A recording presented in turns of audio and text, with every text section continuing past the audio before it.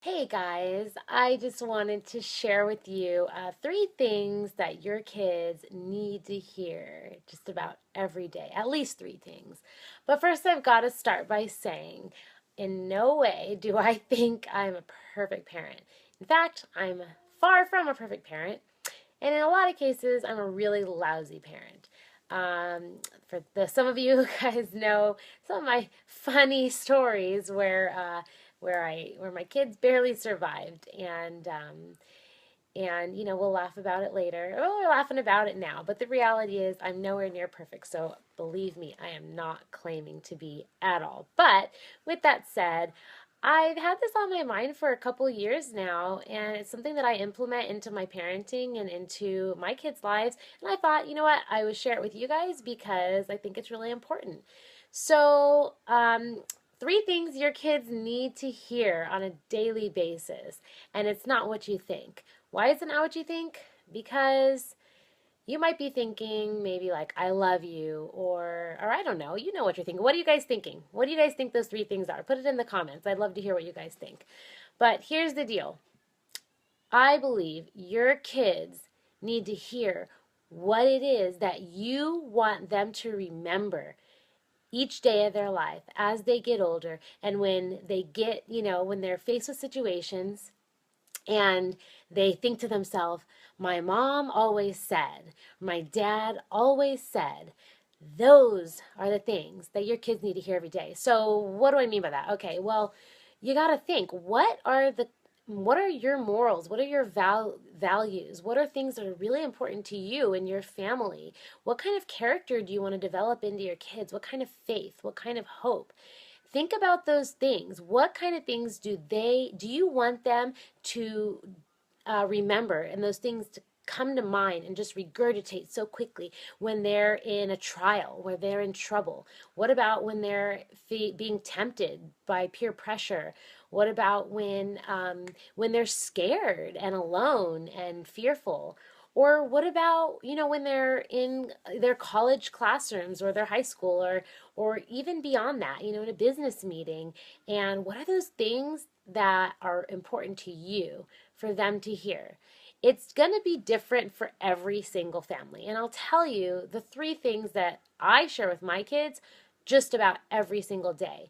But first, I'm going to start with this. It was in the news a little while ago where this family was in a really bad car accident, and it didn't go well. It was at least three to four kids. There was parents. It was a I don't I can't I'm not going to give the exact details of it because honestly I don't remember the exact details because there was a portion of it that stood out like crazy to me. And in the midst of this accident, after the car had rolled and tumbled and smashed through every window, and it was just a horrific, gory scene. The father, who had been either the driver or the passenger in the passenger seat, when they found him, he was mumbling something. He was murmuring something, and they didn't know if he was okay or not. But as they got closer and closer, and they tried to figure out what is it that he's saying, what they heard him saying was actually the Lord's Prayer, and he was just murmuring as he was upside down and unfortunately very injured. He was just murmuring, the Lord is my shepherd. I have all that I need. He makes me lie down in green pastures. And he's going and he's just saying it over and over and over. And I thought, you know what? When disaster strikes, the first things out of this guy's mouth is what he has gone over and over and over in his head, what has been taught to him, what he's taught himself, what he's meditated on, what he's been passionate about. That is what was coming out in that deepest fearful time, that horrific moment that it was. And it really made me think, you know what, my kids need that something. They need that word that they have heard so many times that it just comes out during the time when they need it the most. So I don't know what that time is going to be, and God forbid it's something terrible, but I want them to have words that are in their head, and it just will come out of their mouths, and it will speak hope and belief and truth, and it will give them value, and it will give them enthusiasm, and it'll give them hope to move on to the next moment. And so that is what we've got to be saying. You've got to choose what those things are. But I'll tell you three of mine that I say every day. First of all, every single day I say out loud to my kids, and we actually say it together kind of as an affirmation: God is always good, and we are always loved. God is always good, and we are always loved. And I'll tell them, what about when things go really wrong? What about when you fall down and you hurt yourself, or in my kid's case, break a bone like every stinking year? God is always good, and I am always loved. What about if, you get in a bad fight with your friend? God is always good, and I am always loved. What about if you are, something really, really kind of tragic happens, or when we look at like volcanoes or earthquakes, tsunamis? What then? What's the answer? And that is what I want to come to the forefront of my kids' head. God is always good, and I am always loved. Okay, so if that's the case, then what does this mean? What do I do now at the moment? If God's not out to hurt me and destroy me, but he's good and I'm loved, then what do I do now? So that's the first thing. The second thing that I tell my kids every single day over and over and over is do your best. Do your best. Do your best. Do your best. They are making breakfast. Do your best. They're headed to dance. Do your best. I'm mouthing through the window. I'm I had a little I did like, was it B, right? B in sign language. If I go like that, that's B for best. I'm like, do your best, do your best. I want to drill it into them, my kids personally, that they need to do their best in everything. And one of the reasons that this is so important to me is because I feel like when we do our best with something, hey guys, hey Emily and Jessica, Kim, Christy, good to see you guys here. Thanks for the likes. When we do our best, it is showing gratitude. That is my opinion. That when we do our best with whatever it is that we're given, it is an act of gratitude. And we're saying thank you. Thank you for the opportunity. Thank you, God, for the opportunity. Thank you, Mom and Dad, for the opportunity. Thank you, Dad, for going to work and working hard so that I can do these activities. Thank you that I can do these activities and Mom can stay home. When you do your best when my kids do my best at homeschooling, they're saying, thank you for this opportunity for us to be able to be home. So every day I say, do your best, do your best, do your best. Again, this is not necessarily what you need to say with your kids. You can listen earlier in the video about how I explained about, what these three things are. And another thing that I say all the time, oh gosh, I'm drawing a blank. Hey, live video, right? I have to remember what I was actually going to say. But, okay, I say do your best. I say God is always good. We are always loved. Oh my gosh, I can't think of my third one right now, guys. This is really embarrassing. Well, here's one that I say all the time. It wasn't the one that I was going to tell you guys, but I always say, we work to give and we live to serve. Over and over. We work to give, live to serve. And then I recite a verse. Deuteronomy chapter 8, verse 18 says, remember the Lord your God, for it is he who gives you the ability to produce wealth. You know what? Hey, Emily. Thank you, Emily. Okay, Emily, can I use you as an example for a quick second? So this is not going to be embarrassing or anything. Okay, so it is he who gives you the ability to produce wealth. Okay, so I was a cheer coach for about 10 years. And Emily was one of my wonderful cheerleaders. And I love you, Emily. You're one of my favorites. Oh, shoot, I just said it on my video. But hey, it's true. I love you. So,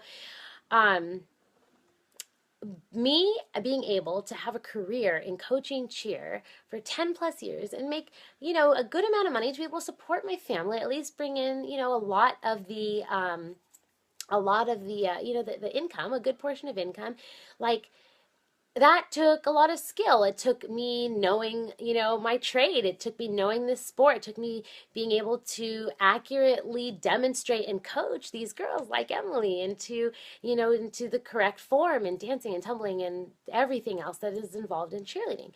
And the thing about it is, though, someone might look at that and say, oh, well, you worked so hard. It's because you had these skills to be able to do cheer. And I'm like, you know what? Yeah, that's true. But I give glory to God because you know what? Not everyone was born with two legs. Not everyone was born with a sense of rhythm or a sense of timing. Not everyone was born with the ability to teach.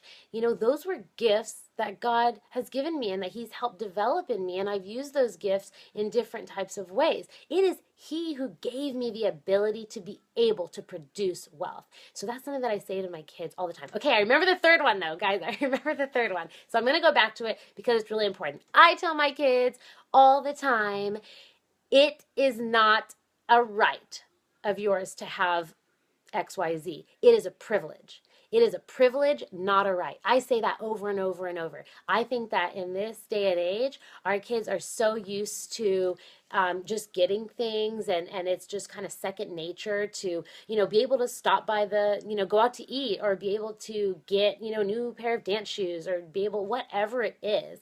I feel like it get too easy, especially at least in this culture, in Orange County, Inland Empire, California, whatever. I feel like it's just too easy for them to think that they're entitled to everything. And I feel like if I don't instill a sense of, you work for things, you earn things, it is not a right, it is a privilege, it's an act of gratitude, or, you do your best as an act of gratitude. It kind of all ties into each other. But I tell them that all the time. Anytime we go out, anytime we go do something special, like, we went to Big Bear last week, or, if on the rare occasion we get to go to Disneyland or something like that, I'm like, hey guys, this is a what? This is a what? And they'll repeat, this is a privilege, not a right. Okay, this is a gift. So those are the three things that I wanted to kind of point out in this video. I want my kids, when someone asks them, what do you remember most about your mom? Or what do you remember most about what she said? What's a lesson that you learned? These are things I want them to say. She told me to always do my best. She told me that no matter what, God was always good and I'm always loved. She told me that, this is a privilege that I get to do this opportunity, this home, this family, this big idea, this vacation, this schooling, this, acceptance into whatever. That's a privilege. It's not my right. I don't have the right to any of this. It's a gift. It's a privilege. And then again, the work to give, live to serve, that, we can use our talents, our resources, our abilities to work, and we can also use that to serve, and we can give back because it is God who gave us the ability to produce any wealth. And I believe that 110%.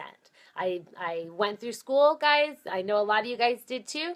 I put in my time there. I got my degrees. I worked really hard. I study every day to be a better coach and a better mom and a better wife. I study literally every single day, different books and seminars and watching videos and just trying to learn so I can be the best version of myself. But, it's God who gives me these abilities. So that's what I wanted to share with you. I'd love for you guys to just kind of brainstorm. You can message me or put it in the comments. I'd love to hear what are some things that you want your kids to just regurgitate when that moment happens, whatever that time is. What do you want them to be able to say, my mom always said, or my dad always said, my parents always told me? What is that thing? And whatever that thing is, if it's important to you, you need to start now and instilling that in your kids and saying it every day. Get it in their head. It needs to just come out. It needs to just, be the first thing in their mind when they're faced with situations, good or bad, because we're going to have ups and downs in life. And I want, and I hope you want the same thing. I know you do, because you guys are great parents and great aunts and uncles. And I know that you would want it too. So just think about it, be intentional. Oh, one more tip. It's kind of hard to integrate something like that new into your life if you're not used to it. So I would totally suggest just setting an alarm for yourself. Put it on your calendar on your phone. Have it do an alert to you twice a day, to just say this, say that thing to your kids or that you want to say. And then it'll remind you. And when you get that alert, just say it. If anyone's around, just say it. Even if you feel like you're just talking to the air, they're listening. They are listening. I'm like, they're listening. Okay, wait. They're listening. That's what I was trying to do. All right, guys, have a great night. Thanks so much for joining me. I hope you guys have a great weekend as well.